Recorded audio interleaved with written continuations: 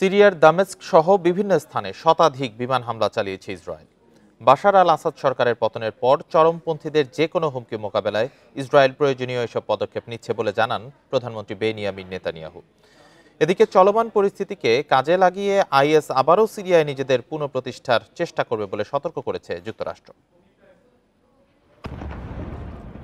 দ্বিতীয় দিনের মতো সিরিয়ায় হামলা চালিয়েছে ইসরায়েল। সোমবার রাজধানী দামেস্ক সহ বিভিন্ন স্থানে শতাধিক হামলা চালায় তেল আবিব। এ নিয়ে 2 দিনে 2.5 শতাধিক হামলা হয়েছে বলে জানিয়েছে যুক্তরাজ্য ভিত্তিক Syrian observatory for human rights SOHR। হামলার শিকার হওয়া স্থাপনাগুলোর মধ্যে রাসায়নিক অস্ত্র উৎপাদনের সাথে জড়িত সন্দেহজনক একটি গবেষণা কেন্দ্র রয়েছে। বাশার আল আসাদ সরকারের পতনের পর চরমপন্থীদের নিষ্ক্রিয় করতে এসব হামলা চালানো হয়েছে বলে জানিয়েছে তেল আবিব।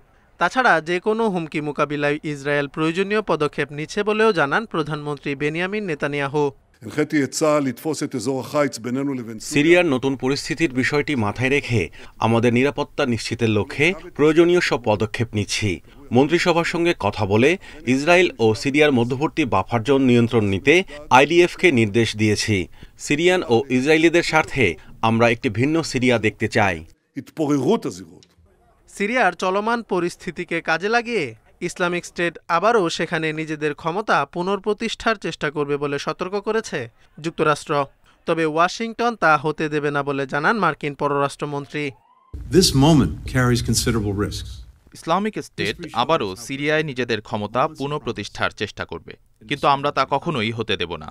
এই মুহূর্তে দেশটির বেসামরিক নাগরিকদের সুরক্ষা, সংখ্যালঘুদের মানবাধিকার নিশ্চিত করা এবং রাষ্ট্রীয় প্রতিষ্ঠান ও পরিষেবাগুলো সংরক্ষণ করা জরুরি। পাশাপাশি একটি অন্তর্ভুক্তিমূলক শাসনের দিকে সবাইকে এগিয়ে যেতে হবে।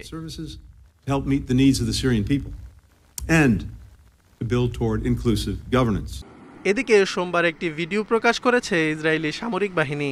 ভিডিওতে গোলান মালভূমির সিরিয়া নিয়ন্ত্রিত এলাকায় ইসরায়েলি সেনাদের অনুপ্রবেশ করতে দেখা গেছে। এই ঘটনার নিন্দা জানিয়ে বিবৃতি দিয়েছে সৌদি আরব ও কাতারের পররাষ্ট্র মন্ত্রণালয়। Zobayer Hussain, Independent news.